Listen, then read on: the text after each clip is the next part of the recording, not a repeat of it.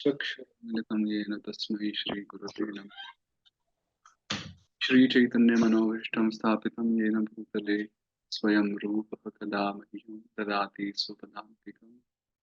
वन्देऽहं श्रीगुरोः श्रीयुतपदकमलं श्रीगुरून् वैष्णवांश्च श्रीरूपं साग्रजातं सहगणरघुनाथान्वितं तं सजीवम् साद्वैतं सावधूतं परिजनसहितं कृष्णचैतन्यदेवं श्रीराधा कृष्णपादान् सहगणललिता श्रीविशाखान्वितांश्च नमो विष्णुपादाय कृष्णपृष्ठाय भूतले श्रीमते भक्तिवेदान्तस्वामिन्निति नामिने नमस्ते सारस्वते देवी गौरवाणी प्रचारिणे निर्विशेष शून्यवादी पाश्चात्य देशतारिणे हे कृष्ण करुणा सिंधो दीनबंधु जगत्पते गोपेश गोपिका कांत राधा कांत नमस्ते तप्त कांचन गौरांगी राधे वृंदावनेश्वरी वृषभानुसुते देवी प्रणमामि हरि वाञ्छाकल्पतरुभ्यश्च कृपा सिन्धुभ्येव च पतितानां पावनेभ्यो वैष्णवेभ्यो नमो नमः। जय श्री कृष्ण चैतन्य प्रभु नित्यानंद श्री अद्वैत गदाधर श्रीवासादि गौर भक्तवृंद। हरे कृष्ण कृष्ण कृष्ण हरे हरे हरे राम राम।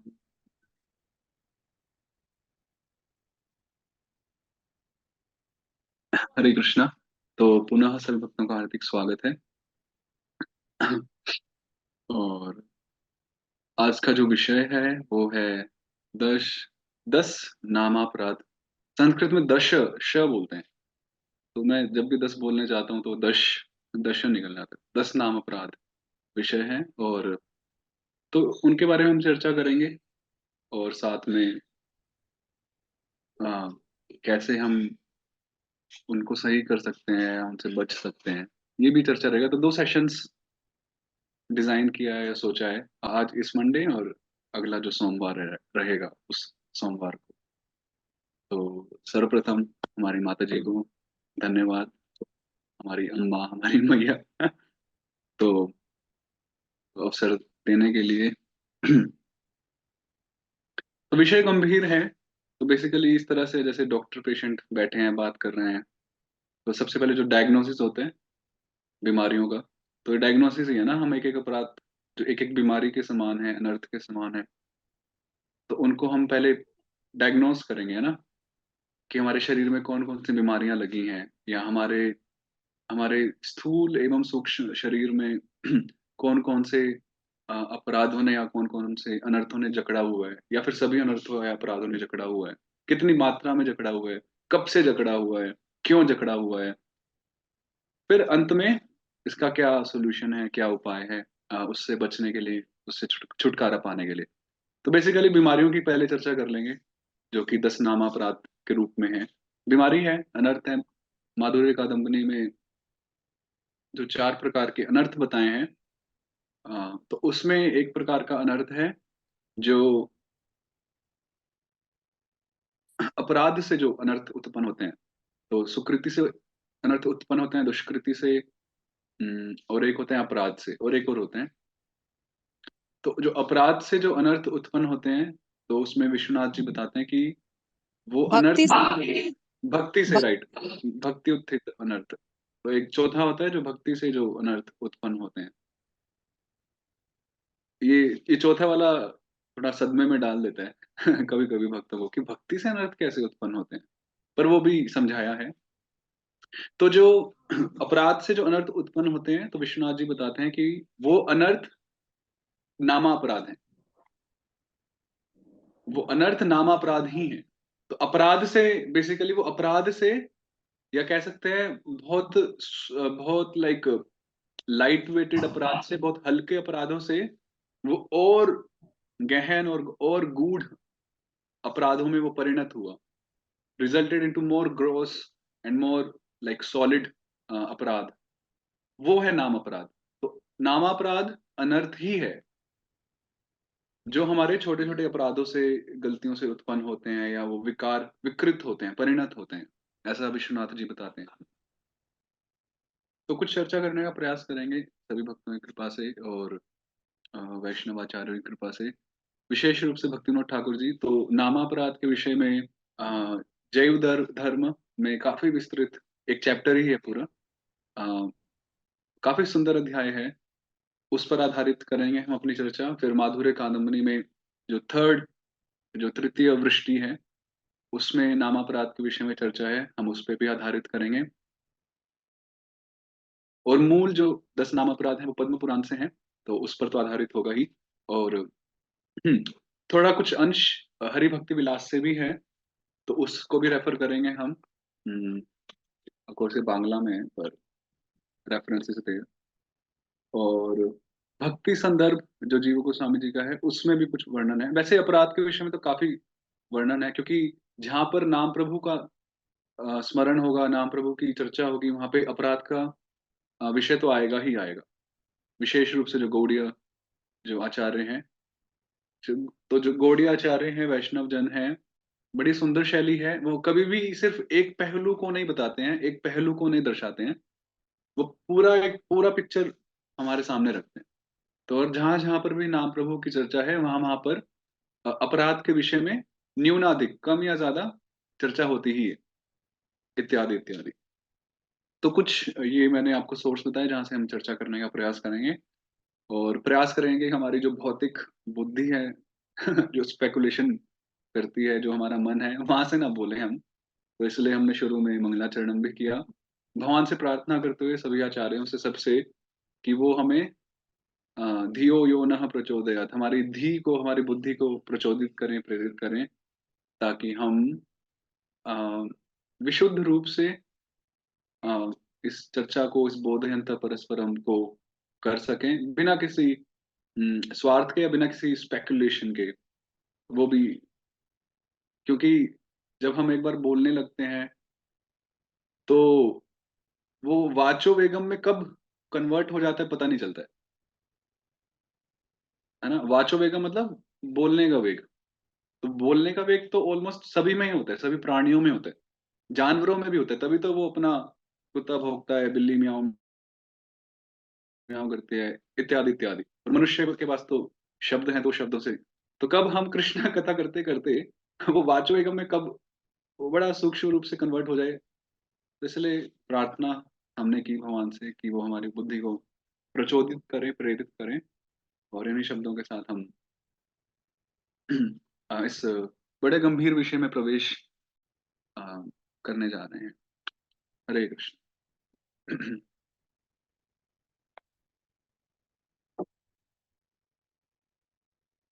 तो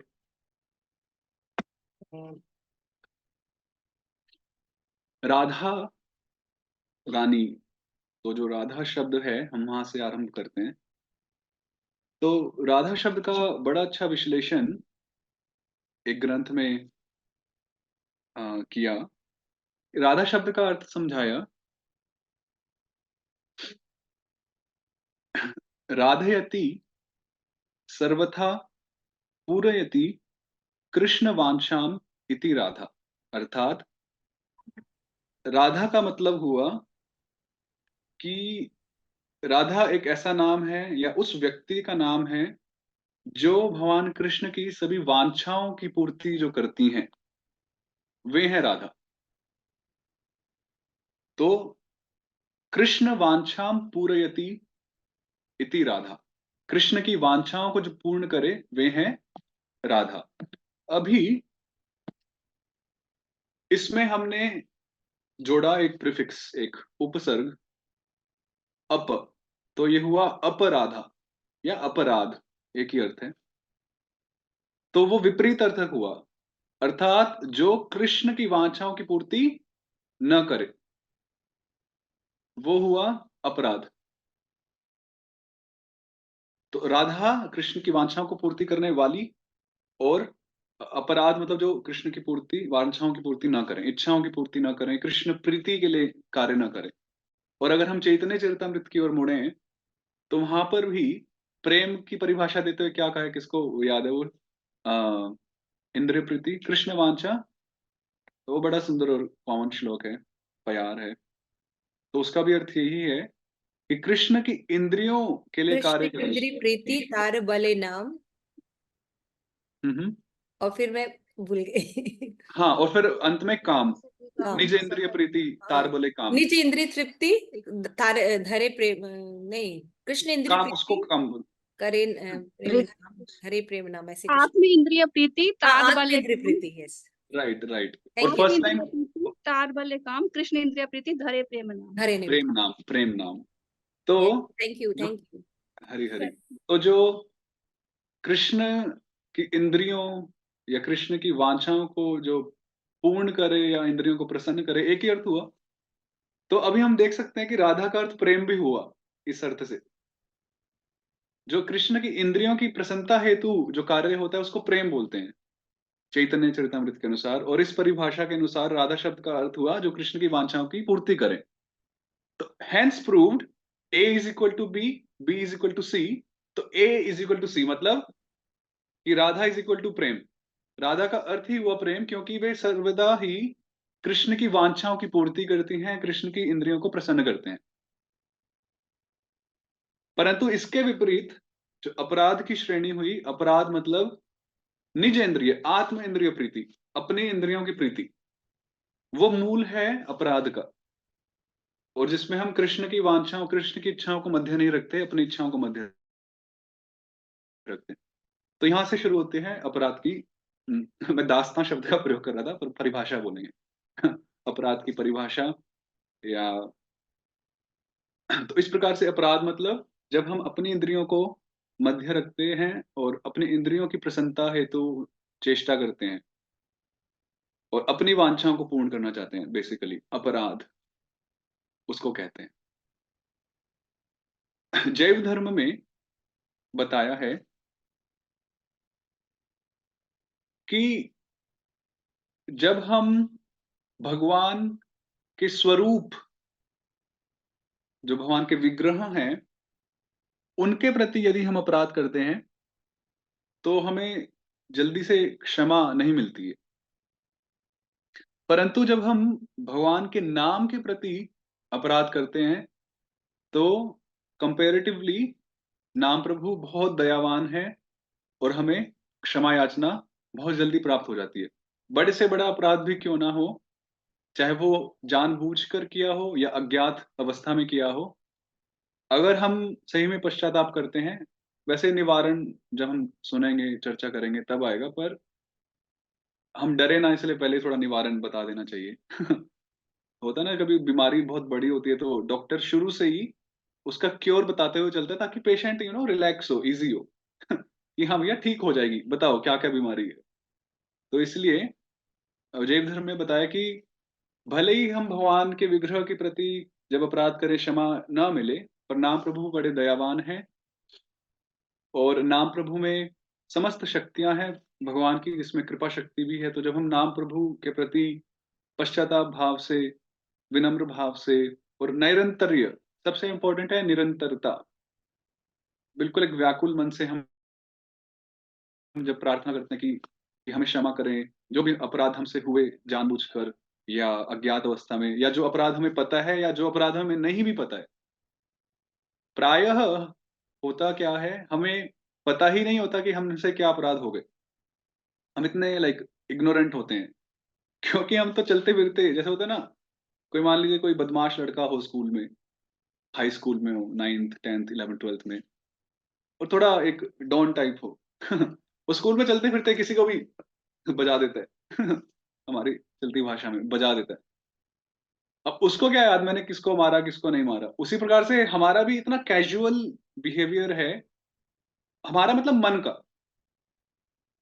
बीइंग अ साधक, साधक होने के रूप में मन का इतना कैजुअल बिहेवियर है कि हम चलते फिरते कुछ भी, किसी को भी बजा देते हैं, कुछ भी कर देते हैं, किसी को कुछ भी बोल देते हैं, कुछ भी सोच लेते हैं, कुछ भी चिंतन आ जाता है, कुछ भी धारणाएं बना लेते हैं। तो हमें याद ही नहीं रहते कि हमसे क्या गलत हुआ क्या नहीं हुआ। फिर अंततः at the end of the day हमें लगता है अरे गौरांग बलिते हबे पुलक शरीर, कि प्रभु का एक नाम लेने से तो अश्रुधारा आनी चाहिए, पर यहाँ तो नहीं आ रही। फिर हम सीधा रिजल्ट पे फोकस करते हैं कि रिजल्ट नहीं आ रहा है, तो फिर हमें फिर धीरे धीरे लगता है कि कुछ तो गड़बड़ है। तो वो गड़बड़ वहाँ है जो हमें पता नहीं है शायद। और प्रायः जो अपराध होते हैं वो हमें पता नहीं होते हैं कि हमसे क्या गलती हुई, और ऐसे कई सारे उदाहरण भी हैं जो हम सुनते हैं या पढ़ते हैं। तो इस प्रकार से नाम प्रभु बड़े दयावान हैं। देखिए, कोई स्कोप है तभी हम चर्चा कर रहे हैं। स्कोप है इम्प्रूवमेंट का, स्कोप है उन अपराधों को नलिफाई करने का, उनको मिटाने का, उनको बिल्कुल जड़ से उखाड़ देने का, तभी हम चर्चा कर रहे हैं, अदरवाइज़ चर्चा करने का कोई पॉइंट ही नहीं है। चर्चा करने का कोई पॉइंट ही नहीं है। जैसे आई थिंक पहले भी मैंने चर्चा किया था, एक बार परम पूज्य भक्ति रसामृत महाराज, 3 मोड्स ऑफ मटेरियल नेचर, प्रकृति के 3 गुणों पर सेमिनार दे रहे थे वृंदावन में। ये बात है 15 साल समथिंग पुरानी। तो मैं भी था उसमें। तो एक माताजी थी, तो उन्होंने बड़े गंभीर रूप से एक प्रश्न पूछा कि महाराज, कि हमारे जो अनर्थ हैं वो बहुत शक्तिशाली हैं।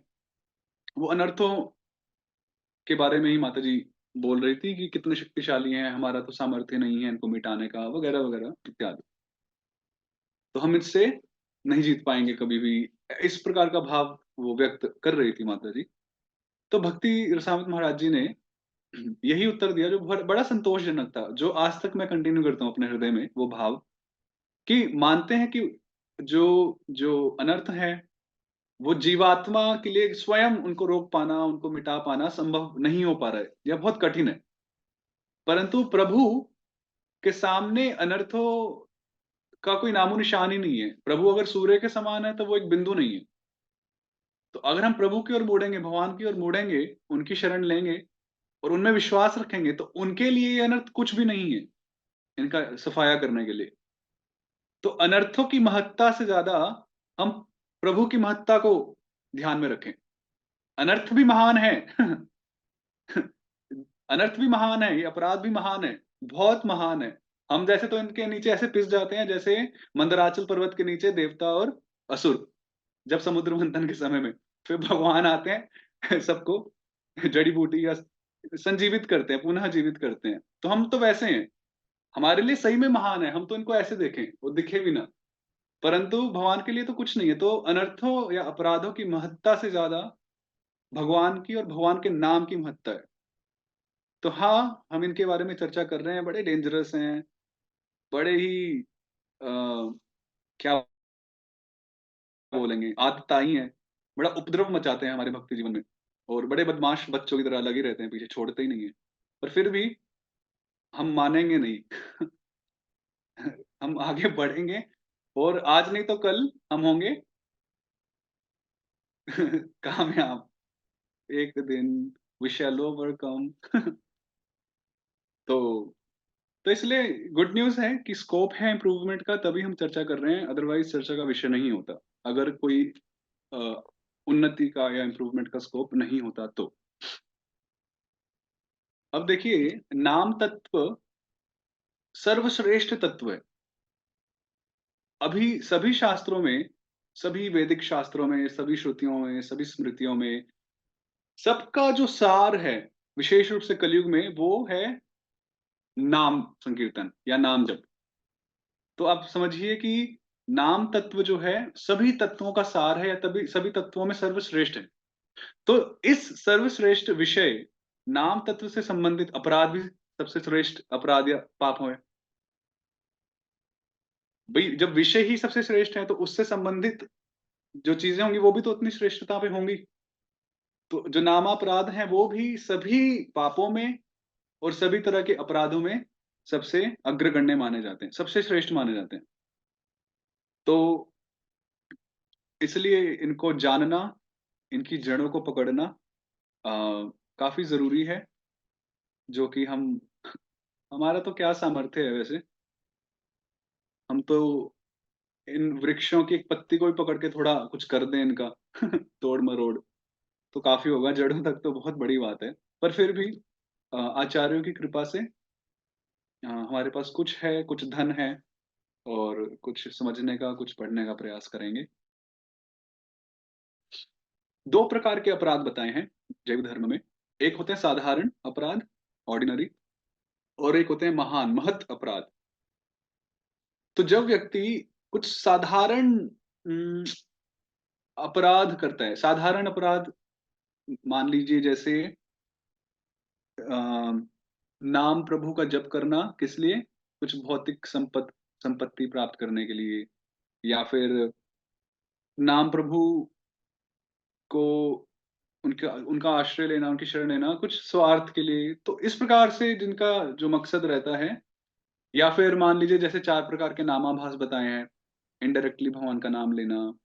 जामिल ने अपने पुत्र का नाम रखा, तो अपने पुत्र को संबोधित करते हुए नारायण बोला, तो वो भी।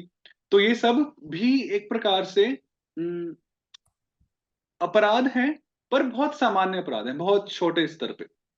तो जब हमारा नाम जब इन छोटे-छोटे अपराधों से युक्त होता है, तो वो हमारा होता है नामाभास की अवस्था। वो हमारी नामाभास की अवस्था होती है, जो सबसे पहला स्तर है या पहला सोपान है, पहली सीढ़ी है नाम जप में। दूसरा है महद अपराध, बड़े-बड़े अपराध, जो हम अभी पढ़ेंगे, जो मुख्यतया 10 हैं।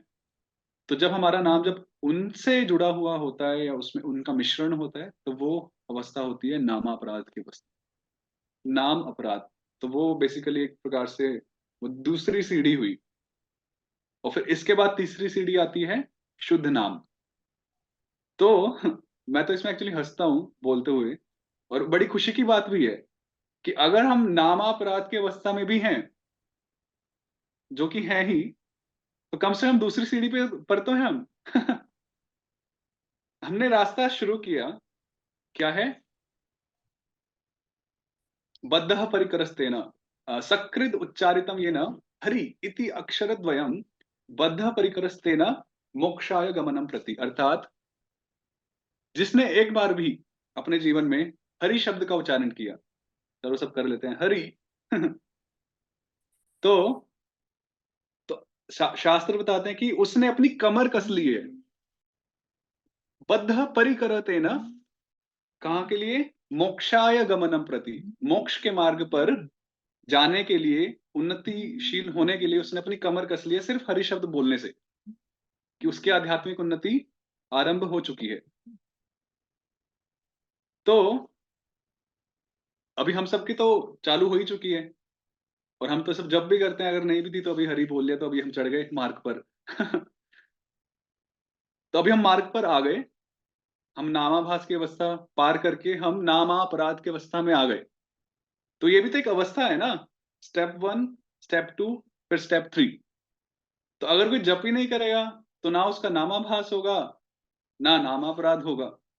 तो अगर कोई सोचे अरे नहीं नहीं नामापराध नहीं होगा अगर मैं जप नहीं करूंगा, तो इसलिए जप ही नहीं करते हैं, उसका कंक्लूजन निकला कि हम जप ही नहीं करेंगे, तो दैट्स नॉट, वो एक आदर्श नहीं है।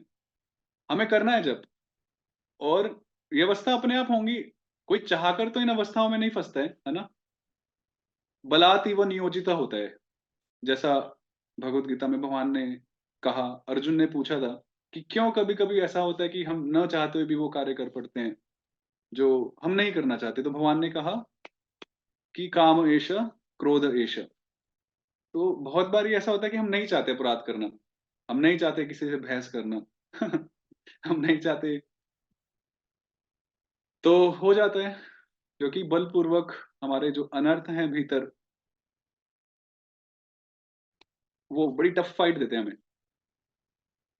मुझे डर लग रहा है कि हरि को चर्चा करते हुए, क्योंकि लास्ट टाइम शिक्षा अष्टकम की चर्चा की थी, तो जैसे जैसे मैं जो जो पॉइंट्स बोलता था, तो उसके इतने बड़े बड़ी परीक्षाएं मेरे जीवन में मैंने देखी कि अगर अच्छा आपने बोला है, मतलब भगवान जैसे मुझको ही चैलेंज कर रहे हैं, तूने बोला ना, अब करके दिखा प्रैक्टिकल। और ये मेरे साथ कई बार हुआ कि मैंने कुछ प्रवचन में या लेक्चर में यहाँ डिस्कस किया हो, और मेरे साथ कई सारी ऐसी चीजें घटी। तो मैं परसों ही सोच रहा था अरे नाम अपराध मैं बोलूंगा और वो मेरे साथ घटेगा, और मैं मजाक नहीं कर रहा हूँ। अभी 1 घंटे पहले एक घटना घटी। जिसमें मेरा पहला टेस्ट में मैं आई थिंक मैं फेल हुआ। आई थिंक मैं कहूँगा 60% फेल हुआ या 70% फेल हुआ, 30% पास हुआ। तो बोलने से पहले या बोलने के बाद वो परीक्षाएं चालू हो जाती है कि भगवान कहते हैं अच्छा बहुत बोल रहा है। तो थोड़ा भय भी लेके चल रहा हूँ मैं कि जितनी बड़ी बातें बोलेंगे फिर भगवान उतनी बड़ी परीक्षाएं सामने रखेंगे। तो ठीक है, हम भी कम नहीं है, हम भी छोड़ेंगे नहीं।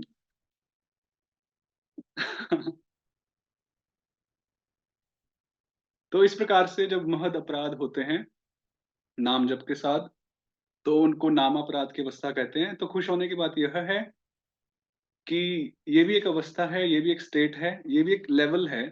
हम कहीं तो पहुंचे, तो इसमें निरुत्साहित नहीं होना है, पर इसमें शोक की बात भी है। तो ये दोनों हर्ष शोक वाली बात है। खुशी की बात तो हमने डिस्कस करी। शोक की बात यह है कि ये काफी अच्छी स्थिति नहीं है, क्योंकि इसमें इसमें हम कहीं ना कहीं अपने स्वार्थ के लिए, अपनी इंद्रिय तृप्ति या इंद्रिय प्रीति के लिए हम हम दूसरों को कष्ट पहुंचाते हैं। दूसरों को अर्थात नाम प्रभु को कष्ट पहुंचाते हैं, भगवान को कष्ट पहुंचाते हैं और भक्तों को कष्ट पहुंचाते हैं।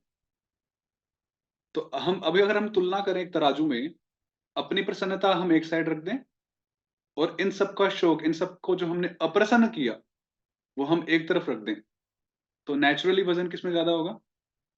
जो हमने अप्रसन्न किया, भक्तों को, भगवान को, नाम प्रभु को। हमारी प्रसन्नता तो उसके सामने नगण्य है। और हमारी भी क्या, वो इंद्रिय की प्रसन्नता है, वो जड़ पदार्थ ही कुछ वो प्रसन्न हो रहा है, मन में कुछ भ्रांति हुई।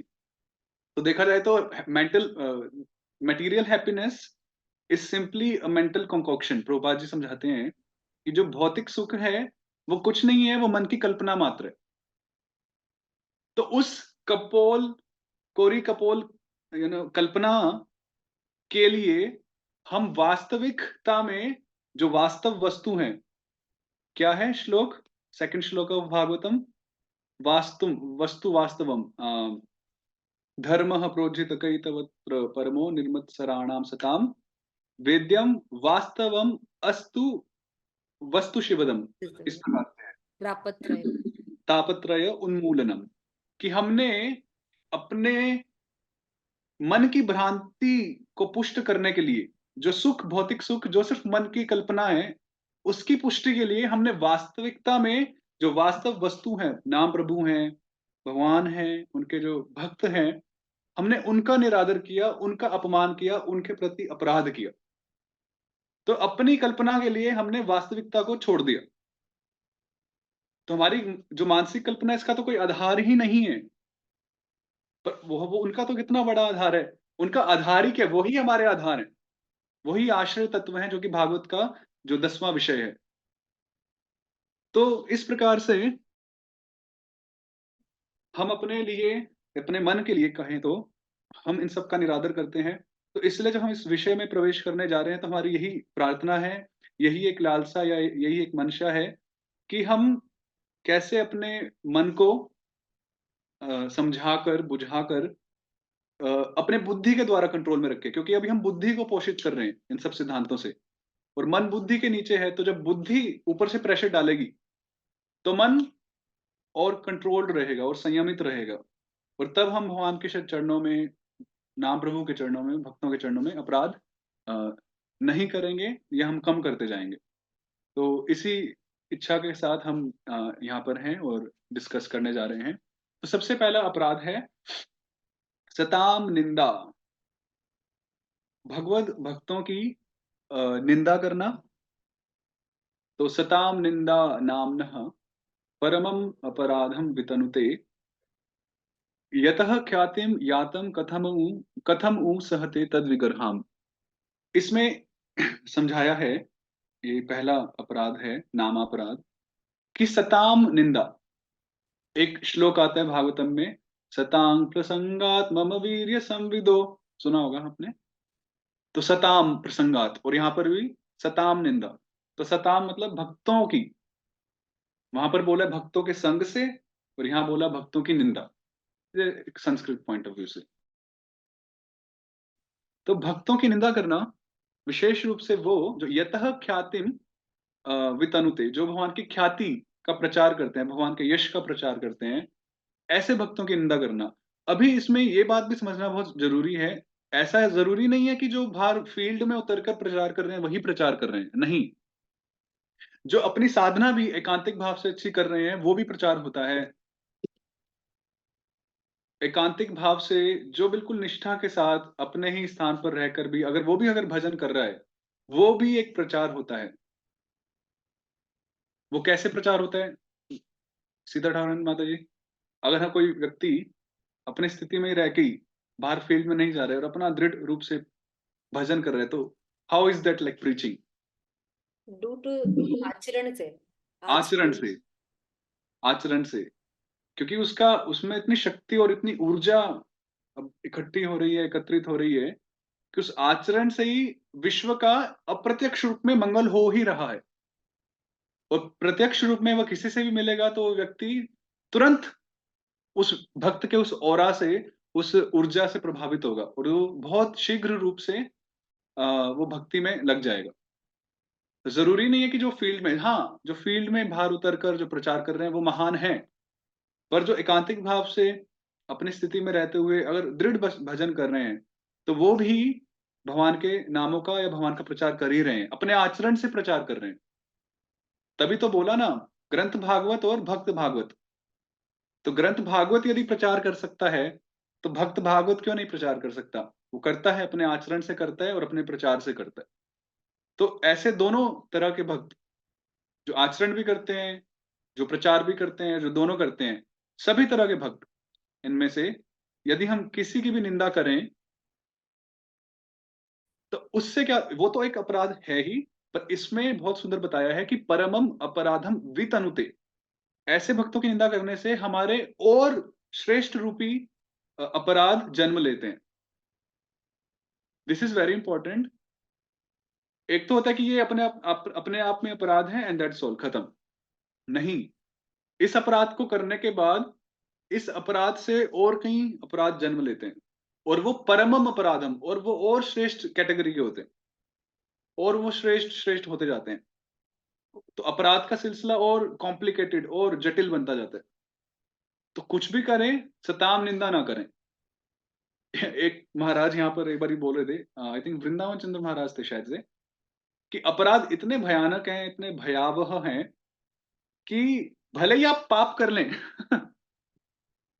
पर अपराध में कभी ना पड़े। ऑफ कोर्स अगर हम जानते हुए भी पाप करेंगे तो वो भी अपराध ही बन जाता है, पर वो सिर्फ समझाने के लिए बोल रहे थे कि भले ही हम पापों में लिप्त हो जाएं एक बारी, वो फिर भी स्वीकार्य है, फिर भी, पर अपराध बिल्कुल भी स्वीकृत नहीं है। वो बिल्कुल भी भगवान को प्रिय नहीं है, ना प्रभु के प्रिय नहीं है। तो इसलिए अभी देखा जाए तो ये श्लोक ही, ये जो पहला अपराध है कितना विस्तृत है, कि भगवान और भक्त का जो संबंध होता है वो कितना दिव्य, कितना गूढ़, क्या रसमय संबंध होता है। अब मान लीजिए हम जब सताम शब्द का प्रयोग कर रहे हैं तो इसमें कई प्रकार के भक्त हो सकते हैं, कनिष्ठ अधिकारी, मध्यम अधिकारी, उत्तम अधिकारी, इत्यादि इत्यादि।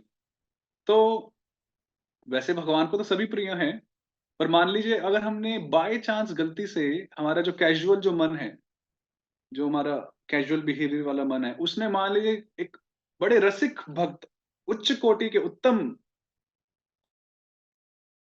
कोटि के भक्त को टारगेट कर लिया हमारे मन ने, चाहे उनके किसी भी चीज को लेके, उनके कुछ वैसे आचरण को लेके, या फिर कुछ भी हो सकता है, तो मान लीजिए भगवान कितने रुष्ट होंगे हमसे, नाम प्रभु कितने रुष्ट होंगे, क्योंकि भगवान का और भक्तों का जो रसमय संबंध होता है वो कितना गूढ़ होता है, वो हम शास्त्रों में पढ़ते ही हैं, कितना गूढ़ होता है। शचीनंदन महाराज जी बहुत सुंदर बता रहे थे एक बारी वृंदावन में, अगेन काफी पहले की बात है, कि जब हम अपराध करते हैं या जब हमसे अपराध हो जाते हैं और हमें पता नहीं चलता, तो ऐसा नहीं कि कोई बिजली कड़कती है और हमें हमें शॉक लगने लगता है, नहीं।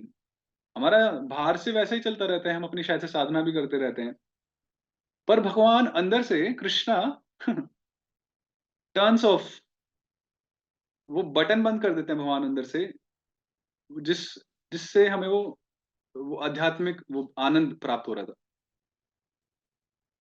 और ऐसा होता है। फिर हमें वही साधन थोड़ा ड्राई लगने लगता है, सूखा सूखा लगने लगता है, तो भगवान अंदर से स्विच ऑफ कर देते हैं जब हमसे ऐसे अपराध होने लगते हैं। फिर हम वो साधना तो करते हैं पर वो अंदर से सूखा सूखा लगता है, और फिर उसके बाद हम क्या करते हैं, फिर वो सही में हमारा टेस्ट होता है। अगर हम उस समय ऐसा करें कि हम छोड़ दें कि नहीं कुछ फायदा ही नहीं हो रहा है, छोड़ो, तो वो तो फिर हमने हार मान ली। पर यदि हमने उस समय थोड़ा धैर्य रखकर निश्चित रूप से और बड़े उत्साह के साथ हमने थोड़ा आत्मविश्लेषण किया, अपने आप को समझा, अपने आचरण को समझा और उसको इम्प्रूव करने का प्रयास किया। और फिर हमने नाम जप का पुनः आश्रय लिया, क्योंकि नाम जप के अलावा तो और कोई साधन नहीं है, जो हमें इनसे मुक्त कर पाए। तब फिर धीरे-धीरे, धीरे-धीरे वो अपराध दूर होता है और फिर वो भगवान स्विच ऑन कर देते हैं। तो basically switch off and switch on. माता जी, आप कुछ कह रहे थे? You raised your hand. हाँ प्रभु जी, मैं थोड़ा भूल गई। मैं इसी के रिलेशन में बोल रही थी कि जैसे कि जो अपराध होते हैं वो मैंने पढ़ा था कि जैसे चंद्रमा की कलाएं बढ़ती और घटती हैं, है ना। हुँ, हुँ, एक दिन में नहीं होता है कि एक दिन में बस अपराध हुआ और हुँ, उसका हो जाता है। जैसे हुँ, चंद्रमा की कलाएं जो है धीरे धीरे घटती हैं, वैसे धीरे धीरे भक्ति जो है वो क्षय होता है। और हुँ, फिर एक समय जो आता है कि बिल्कुल विलुप्त भी हो सकता है। तो इससे पाप एक बार दूर हो जाता है ना। भगवान कहते हैं ना हुँ, कि कोई पाप करते हो तो तुम घबराओ मत, सर्वधर्मान् परित्यज्य मामेकं शरणम अहम त्वाम सर्व पापेभ्यो की बात की, अपराध की बात नहीं की, हुँ, है ना। तो पाप वही बिल्कुल मुझे याद आ रहा था कि उसमें लिखा था कि जैसे चंद्रमा की कलाएं घटती हैं वैसे धीरे धीरे पतन होता है। हुँ, सो वही बात जो आप बता रहे थे तो मुझे याद आ रहा था, मैंने पढ़ा था ऐसा। जी। तो इसी प्रकार से बड़ा क्रमिक है, ऐसे सहसा सब कुछ नहीं हो जाता है। बड़ा क्रम से धीरे-धीरे, धीरे-धीरे वो चीज़ फैलती है। भक्ति में ऐसा ही होता है सब चीज़। हम प्रोग्रेस करते हैं तो बड़ी धीरे-धीरे प्रोग्रेस होती है, या पतन होता है तो बड़ा धीरे-धीरे होता है। एकदम से नहीं पता चलता है, रातों-रात नहीं पता चलता है। अगर मान लीजिए रातों-रात कोई भक्त मंदिर में ना दिखे अगले दिन से, तो इसका मतलब ये नहीं कि रातों-रात ही उसका मन में कुछ परिवर्तन हुआ, विचारों में, नहीं। वो विचारों में परिवर्तन, मन में परिवर्तन कब से हो रहा था? वो तो बस फाइनल जो वो वोल्केनो जो फूटा, जो भाप निकली, जो वो फिर वो परिणाम हमें दिखता है, रिज़ल्ट दिखता है, पर उसके पीछे जितना वो सब विचारधाराएँ चली, वो काफ़ी धीरे-धीरे, धीरे-धीरे, धीरे-धीरे। हमारे गुरुजी बता रहे थे, जो मेरे संस्कृत के गुरुजी हैं, गौड़िया मठ से। एक बारी एक गौड़िया मठ था और वहाँ पर एक ब्रह्मचारी प्रभु थे, तो काफ़ी यंग थे वो जब उन्होंने जॉइन किया था, तो सैफ़रॉन में। तो उन्होंने एक बारी, कोई बच्ची-सी ही थी, कोई लड़की 10, 11, 12 साल की समथिंग, ऐसी तो अपने हाथ से वो तिलक लगाते थे सबको, तो उस लड़की को भी तिलक लगाया अपने हाथ से। बस इतनी घटना थी।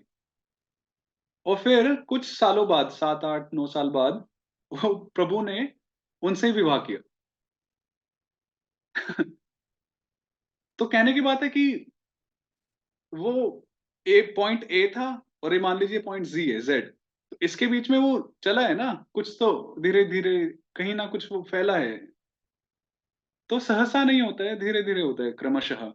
तो इसलिए सताम, निंदा, और कुछ भक्तों को हमें सही में प्रशंसा करनी चाहिए। इवन इस्कॉन में बहुत सारे ऐसे भक्त हैं, जिन्होंने सही में संकल्प लिया हुआ है कि हम कुछ भी करेंगे, हम सताम, निंदा नहीं करेंगे और उसमें कभी भाग नहीं लेंगे। ऐसे कई भक्त हम देखते हैं।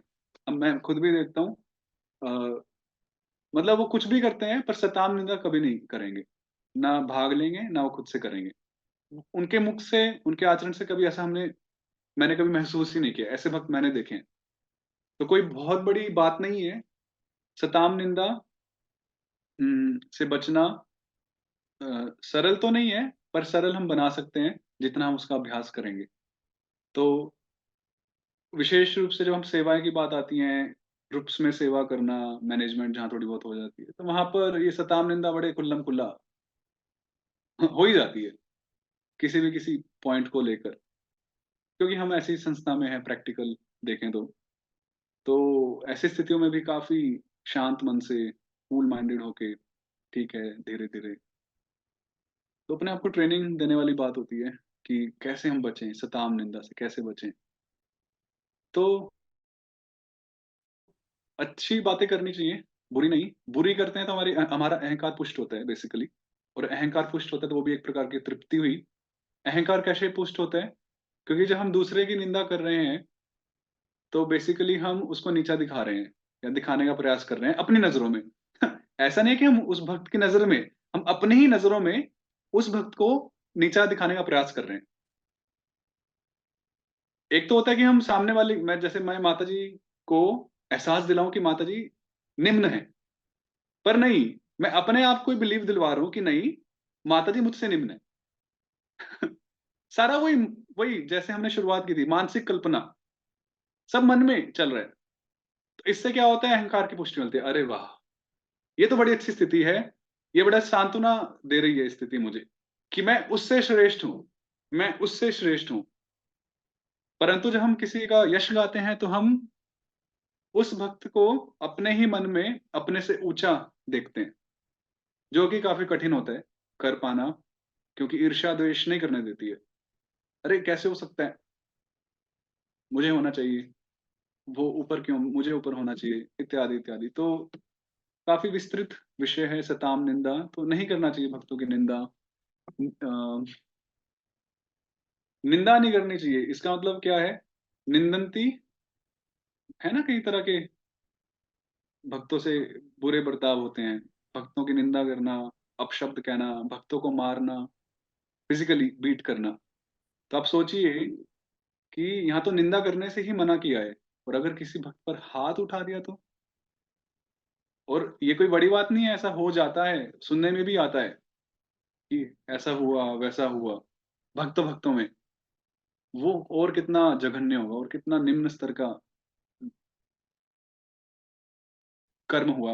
आप सोचिए, अगर किसी ने निंदा की होगी, मन में इतना उसके मैल भरा हुआ है, तभी तो वो उस अवस्था तक पहुँचेगा ना कि उसने हाथ उठाया। तो हुआ ना, परमम अपराधम वितनुते। उस निंदा ने उसको कहाँ तक पहुँचा दिया, उसकी मानसिक स्थिति को, कि वो हाथ उठाने पर आ गया। तो हाथ उठाने की तो बात यहाँ हुई ही नहीं है। आप सोचिए वो कितना और गहरा अपराध हुआ।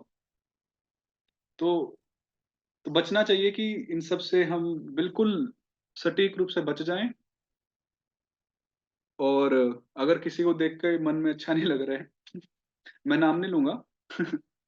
तो जब मैं नोएडा में था, तो एक दिन मैं एक माताजी के साथ खड़ा था, मैचलेस के सामने या कहीं पर, ऐसे बात कर रहा था, हरे कृष्णा, ऐसे कुछ सेवा से संबंधित। तो इतने में एक दूसरी माताजी आई, और तो वो मुझसे हरे कृष्णा कहने लगी और ऐसे कुछ बात होने लगी।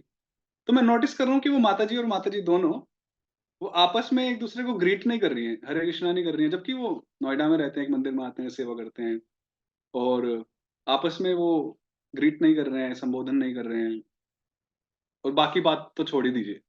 कोई हँस बिल्कुल ऐसे तो जैसे जैसे सास और बहू।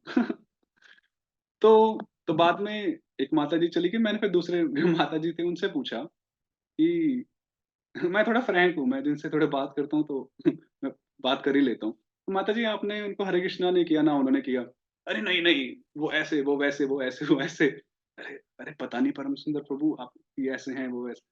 तो मैं बाद में सोच रहा था मन में कि आई मीन ठीक है, जो भी धारणा है, पर एक बेसिक हरे कृष्णा अगर सामने पढ़ रहे हैं तो कर ही सकते हैं। तो ये सब भी सताम निंदा हुआ एक प्रकार से। भले ही हमने बोला नहीं, ज़रूरी नहीं है कि हमें बोलना ही पड़े। मन में तो वो निंदा है ना किसी के लिए। मन में तो चल ही रहा है किसी ना किसी के लिए कुछ ना कुछ। तो उस स्तर पर भी हमें उसको सफाया करना, उसको रिमूव करना है, शुद्धिकरण करना है, कि हृदय तक में आपके भक्तों के लिए कुछ नेगेटिव ना हो। अच्छा, नेगेटिव कब नहीं होगा, जब पॉजिटिव बहुत भरा होगा हमारे मन में सबके लिए। सिर्फ हम नेगेटिव हटा दें नहीं चलेगा। तो इसका बड़ा एक सिंपल उपाय मैंने सोचा है, और मैं इसको प्रयास कर रहा हूँ, और आई एम वेरी हैप्पी जो मैं प्रयास कर रहा हूँ, और जो शास्त्रों के अनुसार है। देखिए, शास्त्र कहते हैं कि जिस व्यक्ति ने एक भी बार भगवान का नाम जप किया या उच्चारण किया, वो वैष्णव है, वो महान है, वो पूजनीय है, ठीक है? और जो बार-बार करता है और जो नियम के साथ करता है, उसकी तो बात ही क्या है, उनके तो चरण स्पर्श करने चाहिए। और रूप गोस्वामी बताते हैं, कुछ नहीं तो कम से कम मानसिक स्तर पे तो सबको आदर देना ही चाहिए। तो अभी देखिए, और सब मुक्त पुरुष हैं। हाँ, शास्त्र में ये भी कहा है कि सब मुक्त पुरुष हैं, बस समय का फेर है। जिसने भी एक बार प्रभु का नाम उच्चारण किया, सब मुक्त पुरुष हैं। इसमें कोई दो राय नहीं है। तो अभी हमें कहीं दूर जाने की ज़रूरत नहीं है। हमारी इसी मीटिंग में हम सभी मुक्त पुरुष हैं, और हैं ही। इसमें कोई ऐसा नहीं कि हम कुछ अर्थवाद नहीं है इसमें, एक्ज़ैजरेशन नहीं है। सभी मुक्त पुरुष हैं। सब प्रभु का नाम जपते हैं, भगवान का नाम जप करते हैं, नियम के साथ करते हैं। नहीं भी करते, एक बार तो अभी हरि जप ही लिया ना, तो सब हो गए मुक्त पुरुष, सब उस मार्ग पर चढ़ चुके हैं। तो सब सब जब हम अपने आप को कंसीडर करेंगे कि मैं पतित हूँ और मेरे आजू-बाजू वाले सब मुक्त पुरुष हैं, तो सबसे पहले विनम्रता तो वहीं आ जाएगी और बाद में सबके प्रति सम्मान अपने आप ही ऑटोमैटिकली बढ़ जाएगा, पॉजिटिविटी आ जाएगी। तो जब हम पॉजिटिविटी भरेंगे दूसरों के लिए, ऐसी चीज़ों से, ऐसे सिद्धांतों से, तो सरल हो जाएगा काफ़ी जीवन और ये नियम पालन करना भी कि सताम निंदा ना हो। तो मैं काफ़ी समय से कुछ प्रयास कर रहा हूँ और मुझे काफ़ी सहायक है ये मानसिकता कि चाहे कोई भी हो, सबके लिए कि आप मुक्त हैं, आप मुक्त हैं, आप मुक्त हैं, आप मुक्त हैं और हैं ही। वैष्णव है तो वैष्णव तो मुक्त होते ही हैं, मुक्ति तो मुक्ति कहे गोपाल सो, तो मुक्ति तो यहाँ पर होती है और भगवान के भक्त तो उनको स्वीकार भी नहीं करते हैं। वैष्णव तो मुक्त से भी काफ़ी उच्च स्तर अवस्था पर होते हैं, मुक्ति तो कुछ भी नहीं है।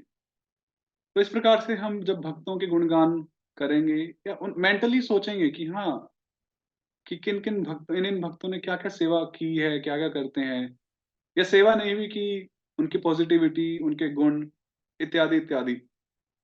जब हम खुद ही मनन चिंतन करेंगे, तो नेचुरली वो जो चीज़ें हैं, जो नकारात्मक चीज़ें वो निकल जाएँगी। मैं थोड़ा ज़्यादा समय बिता रहा हूँ इस वाले पर, क्योंकि ये जड़ है, सताम निंदा।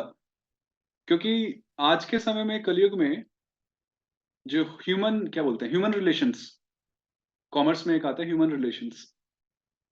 बनाना या कर पाना काफ़ी कठिन होता है। देखिए घर-घर में आपस में ही नहीं बनती है और हम तो दूसरे घरों के दूसरे लोगों से बर्ताव करते हैं, मंदिरों में आकर या भक्ति वृक्ष या जो भी होता है, भक्तों के संग में आके। तो स्वाभाविक है कि हमारी नहीं बनेगी। हमारे मत अलग हैं, उनके मत अलग हैं, हमारा काम करने का ढंग अलग है, उनका अलग है। नेचुरल है, होगा ही और वो वहाँ लड़ाई बजेगी ही, चाहे वो कोल्ड वॉर हो या हॉट वॉर हो, कुछ ना कुछ तो होना ही है। तो ऐसी स्थितियों में हमें सांत्वना तो देनी पड़ेगी, हमें सही मार्ग तो चुनना पड़ेगा। तो काफ़ी मनन चिंतन इसके लिए हमें चाहिए, जिससे हम सभी में गुण देखें और मैं सही बता रहा हूँ, ज़्यादा मुश्किल नहीं है। अपनी साधना जब हम अच्छी करते रहेंगे, तो भगवान अंदर से ही वो प्रेरणा देते हैं कि हम सबके अवगुण ना देखें, सबके गुणों को ही देखें। हमें ज़्यादा मेहनत नहीं करनी है, वो भगवान अंदर से ही एक ऊर्जा, एक सहायता प्रदान करते हैं, जिससे हम सब में गुण देखते हैं। अवगुण देखने की हमारी क्षमता ही खत्म कर देंगे भगवान। इंग्लिश में कहें, तो we won't be able to afford to count the faults in the जीवर्स। हम अफोर्ड ही नहीं कर पाएँगे कुछ समय में कि हम किसी के अवगुण को गिन लें, नाप लें। तो कितनी बढ़िया स्थिति हो जाएगी वो, कि हमारी क्षमता ही खत्म कर दे भगवान किसी के दोष दृष्टि करने में। समझ रहे हैं? क्षमता ही खत्म कर दें और कितनी सुंदर स्थिति होगी। तो सताम निंदा अ, पहला है।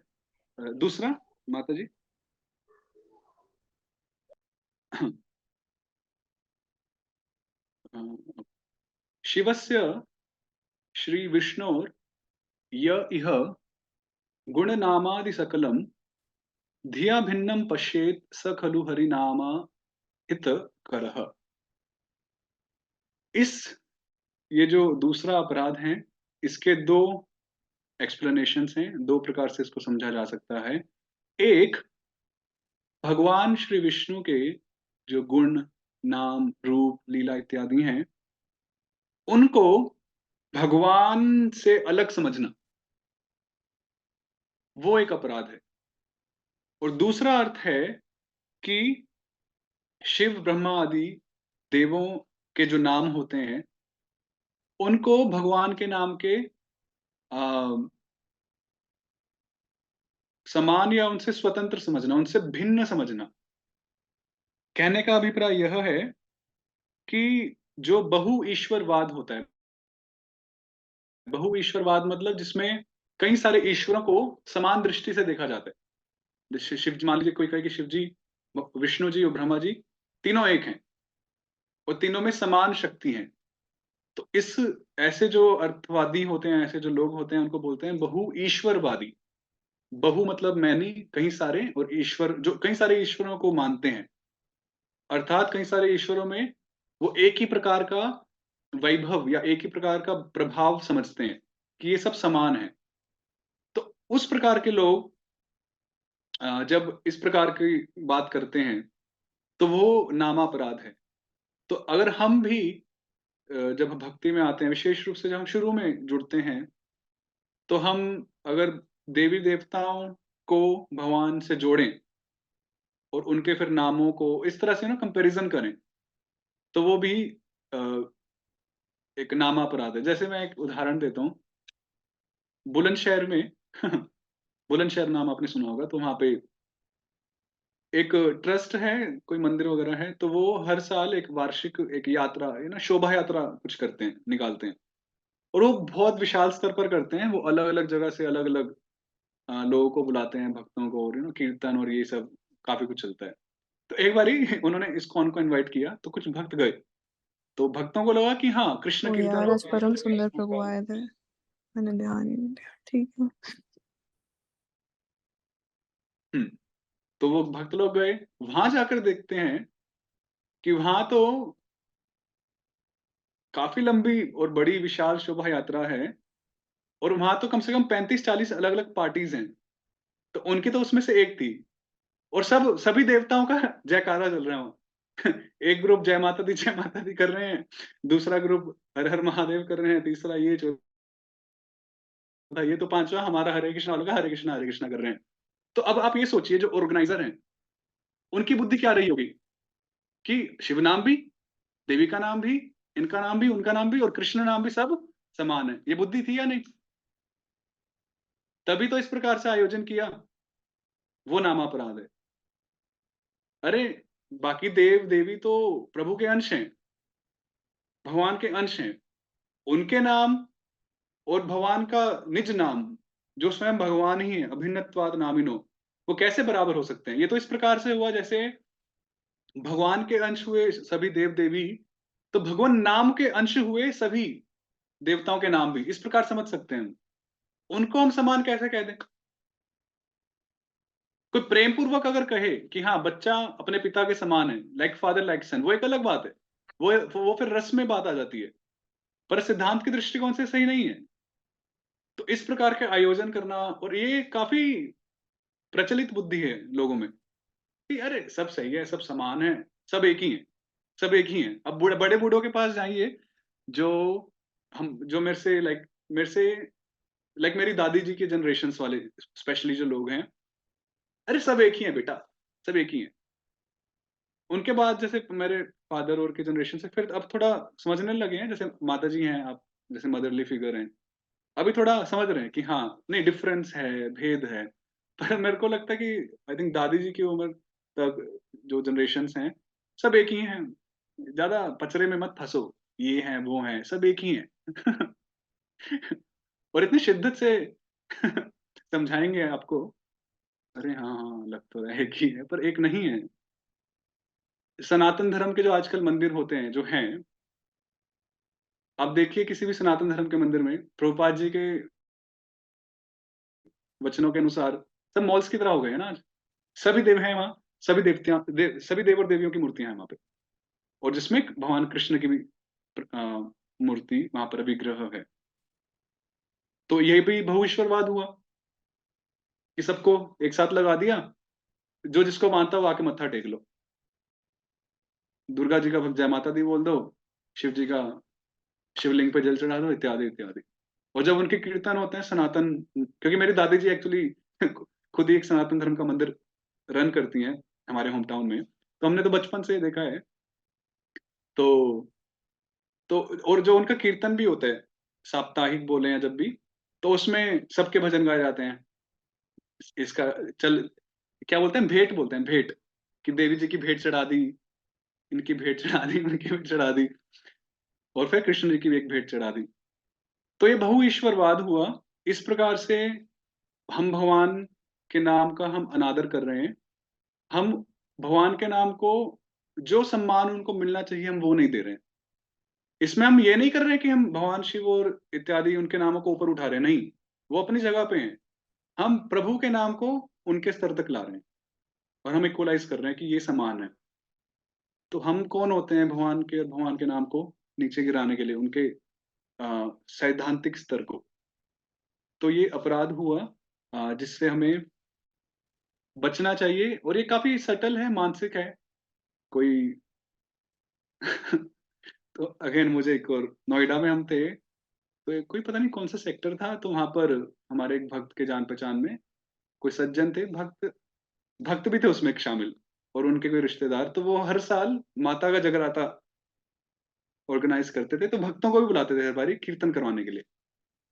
तो तो हम भक्त गए, मुझे भी लेके गए, हम 5-6 भक्त लोग नोएडा से, महामंदिर से। तो जैसे हम वहां पर पहुंचे, तो जो जो भेंट गा रहे थे माता जी की, माता की, अरे ये आए माता के बच्चे आए, अब ये भेंट सुनाएंगे अपने ही स्टाइल में, शैली में। और वो बड़ी फिर असैद्धांतिक बात करने लगे कि कृष्ण माता के ही बच्चे हैं और ये कृष्ण के बच्चे हैं, तो ये माता के बच्चे हैं।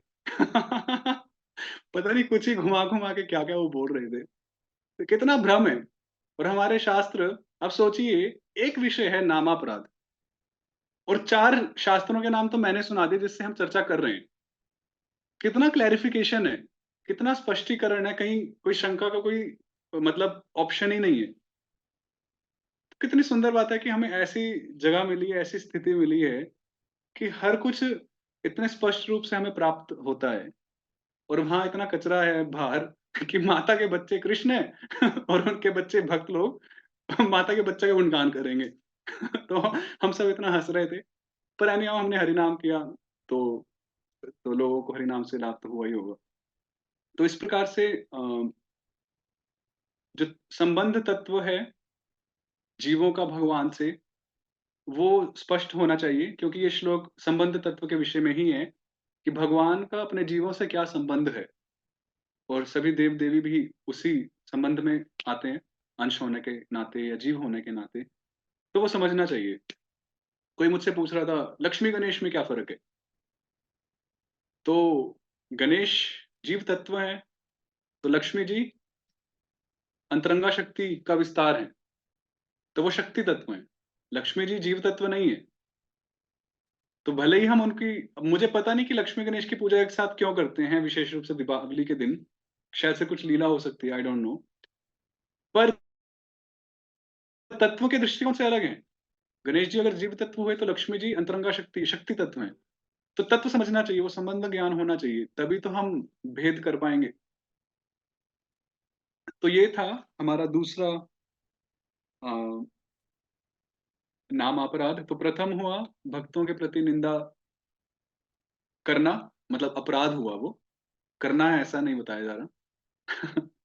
और दूसरा हुआ शिव ब्रह्मादि देवों के नामों को भगवान से स्वतंत्र समझना या समान समझना, उनसे अलग समझना।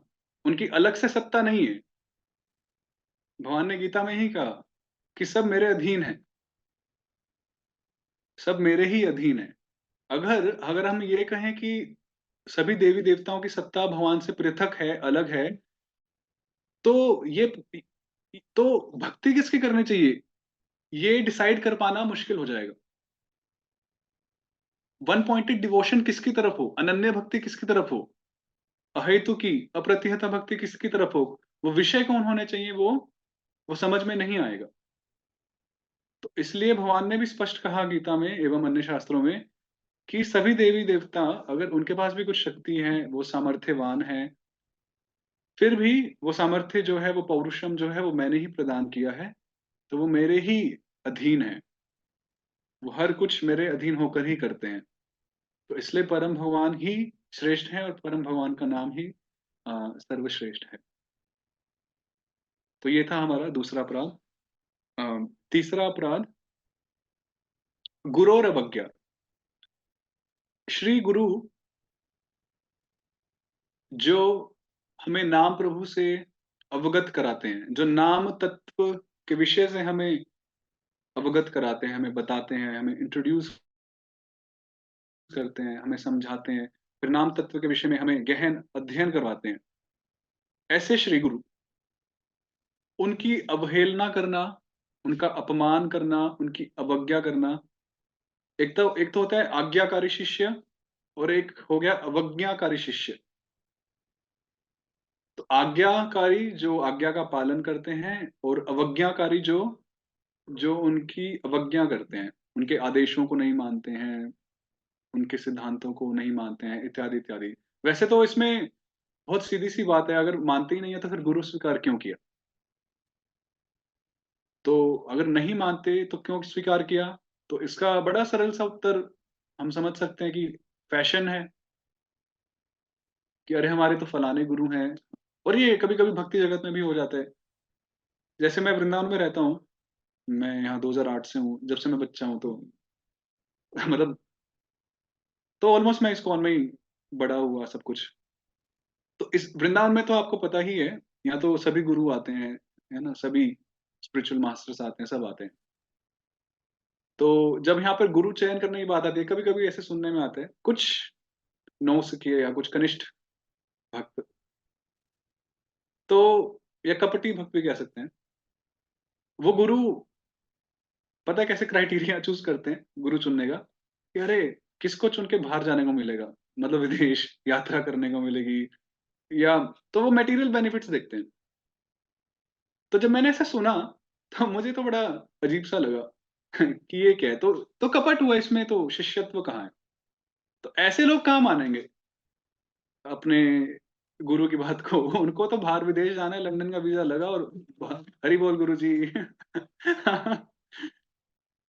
तो ये तो वैसे देखा जाए तो फिर वो गुरु गुरु नहीं, वो शिष्य मतलब शिष्य नहीं। क्या क्या गुरुत्व अपनाया, क्या गुरु को अपनाया?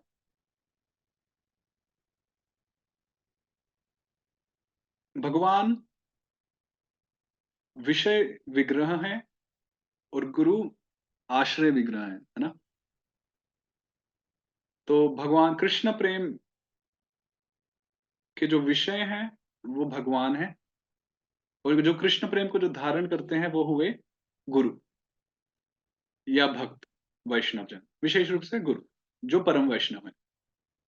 तो अगर हम ऐसे आश्रय विग्रह नाम तत्व ज्ञानी श्री गुरुदेव की अवहेलना या अवज्ञा करे, संभव है कि एक सिंसियर डिसाइपल भी अपने गुरु से विमुख हो जाए समय समय पर? संभव है कि उनकी अवहेलना कर दे? संभव है, क्योंकि शास्त्रों में स्पष्ट रूप से कहा है कि भले ही किसी को सामर्थ्यवान से सामर्थ्यवान गुरु क्यों ना मिल गया, पर यदि उसकी इंद्रिय संयमित नहीं है तो वो गुरु भी उसको पार नहीं लगा सकता। ये सिद्ध श्लोक है ये, कि अगर बिल्कुल सक्षम से सक्षम गुरु क्यों ना मिल जाए, यदि इंद्रिय संयमित नहीं है, विषयों से अभी उसका अनुराग छूटा नहीं है, तो वो गुरु भी उसको पार कराने में समर्थ नहीं है पूर्ण रूप से। तो संभव है कि एक सच्चा साधक भी कभी कभी भटक जाए, अवहेलना कर बैठे, अवज्ञा कर बैठे, जो सही में जिसने शुरू में हाँ मैं आपका पालन करूंगा करूंगी करके शिष्यत्व स्वीकार किया था, पर बाद में वो माया के चंगुल में आके वो बिखर जाए या मुड़ जाए, संभव है। इसलिए तो अपराध है ना, कि संभावना है तभी अपराध हुआ, संभावना है तभी अपराध हुआ। तो इसलिए यहाँ पर श्री गुरुदेव, जिन्होंने बड़े ही अ, प्रेम से हमें पाला है, कहना ही पड़ेगा। बाकियों का तो पता नहीं, मैं अपने लिए तो बोलूंगा ही। जिन्होंने बड़े प्रेम से हमें पाला है, हमारी हर छोटी हमें से भी पाला है, हमें सबको ही पाला सभी है। हम सभी को पाला सबको है। सबको अपने हृदय में पता है, अनुभव है सबको अपने हृदय में कि हमारे कृपया गुरुदेव ने। कृपया इंडिविजुअल ना करें। मतलब देखिए ये थोड़ा पर्सनल होता है, तो सबको अपने हृदय में पता है कि हाँ हमारे गुरुदेव से हमारा क्या संबंध है। जैसे भगवान से जीवात्मा का संबंध होता है, वैसे गुरुदेव से एक व्यक्तिगत संबंध होता है। उस दृष्टिकोण से मैंने इंडिविजुअलाइज किया, अदरवाइज मेरा ऐसा कोई भाव नहीं था। तो कितने प्रेम से हमने हमें पालित पालन किया है, हमारा पोषण कर ही रहे हैं, पालना कर ही रहे हैं, और समय समय पे जहां जहां जरूरत होती है मार्गदर्शन इत्यादि इत्यादि, और उसके बाद भी हम उनकी अवहेलना कर दे। अच्छा, इसमें एक बड़ी सुंदर बात जैव धर्म में बताई कि सबसे बड़ी अवज्ञा क्या होती है गुरु की। अभी क्या होता है विशेष रूप से आज के समय में जब हम सोशल मीडिया से इतना ओपन है, यूट्यूब खोलो तो हमें पता नहीं कहाँ-कहाँ के क्या-क्या प्रवचन सुनने को मिलते हैं, कौन-कौन से संप्रदाय से मिलते हैं, ये वेदांती, ये ज्ञानी, ये वो, इतना बड़ा ज्ञानी है, ऐसा है, वैसा है। तो कभी-कभी इतने महान, महान, महान गुरु, साधुओं के बीच में हमें अपने गुरु कभी-कभी निम्न लगने लगते हैं कि अरे यार! वो वाले गुरु तो वो वाले महाराज तो अरे! ऐसे हैं, इतने तो बहुत पहुँचे हुए संत हैं, ऐसे हैं, वैसे हैं। फिर हम मानसिक तौर पे हम कंपैरिज़न करने लगते हैं कि अरे! हमारे गुरुजी तो इतना नहीं बताते। या हमारे गुरुजी तो ऐसे, हमारे गुरुजी तो वैसे। वो अवज्ञा है, वो है गुरु और अवज्ञा, जो जैव धर्म में बताया। अगर गुरु नामनिष्ठ है, भगवान के नाम में उसकी पूर्ण निष्ठा है और अपने शिष्यों को भी वो भगवान के नाम में पूर्ण निष्ठावान होने के लिए आदेश, उपदेश देते हैं, वो उनकी एकमात्र योग्यता है कि हम उनको सर्वश्रेष्ठ रखें अपने जीवन में। भले ही बहुत बड़ा ज्ञानी हो, अन्य कोई हो, पर कभी कंपेयर नहीं करना है। हमारे गुरु नामनिष्ठ हैं, हमें नाम प्रभु के विषय में हमें मार्गदर्शन प्रदान करते हैं, इत्यादि, इत्यादि, तो वो हमारे लिए सर्वश्रेष्ठ हैं, उनसे ऊपर हमारे लिए कोई नहीं है। जैसे एक पत्नी के लिए भले ही वो पति 100 आदमियों में खड़ा कर दो तो सबसे गंदा है, पर वो अपनी पत्नी के लिए वो पति हमेशा सबसे ऊपर है। वो उसके अलावा एक आदर्श पत्नी की बात हो रही है। तो इसी प्रकार से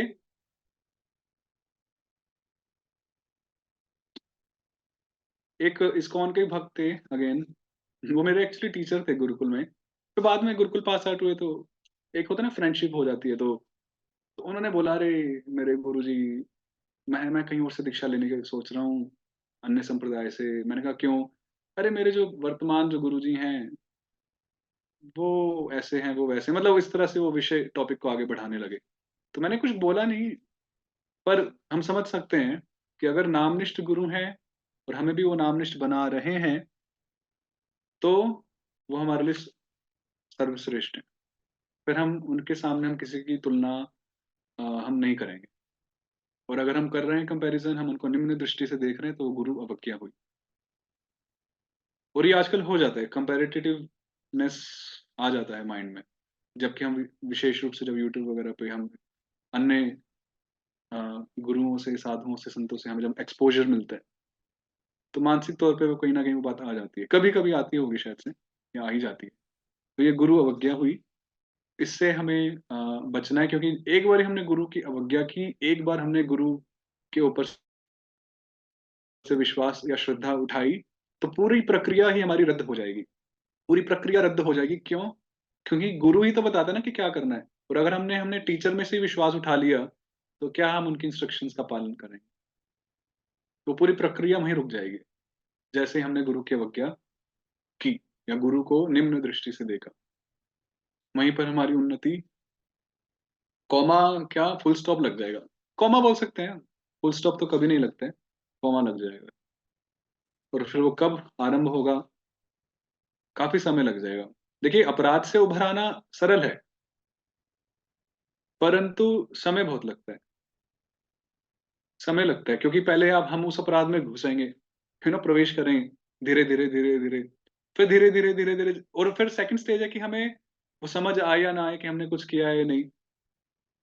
और तीसरा, फिर उससे उभरने में वो धीरे-धीरे क्रमशः हमें समय लगेगा। तो आप सोचिए, कितना बड़ा सर्कल है वो। How long the process is, कितना बड़ा प्रोसेस, प्रक्रिया है।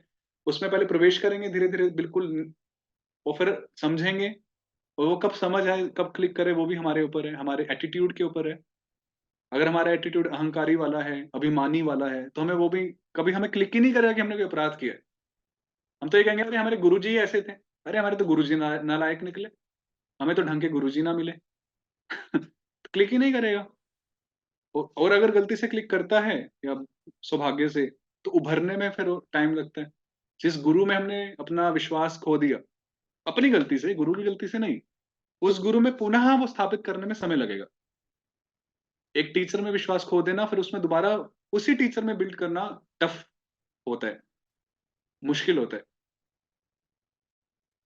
तो इसलिए श्री गुरुदेव जैव धर्म में, अन्य शास्त्रों में ये बताया कि बिल्कुल सम्मान पूर्वक उनके सामने उपस्थित हो, जब भी हो, पूर्ण बिल्कुल रीति रिवाज के साथ उनको प्रणाम करें, उनका मंत्र उच्चारण करें, जो भी सब होते हैं बिल्कुल फॉर्मली उनके साथ रहें, और ताकि कहीं भी वो बुद्धि ना आ जाए कि गुरु निम्न है या गुरु ऐसे हैं या गुरु वैसे। बिल्कुल, गुरु मतलब भगवान के दृष्टिकोण से ही उनको सर्वदा देखें, उनका पूजन करें।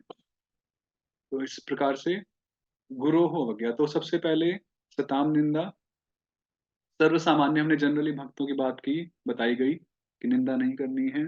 दूसरा, कैसे अन्य देवी-देवताओं के नामों को, उनके व्यक्तित्व को भगवान से स्वतंत्र समझना, उनकी सत्ता को, दैट्स एन ऑफेंस।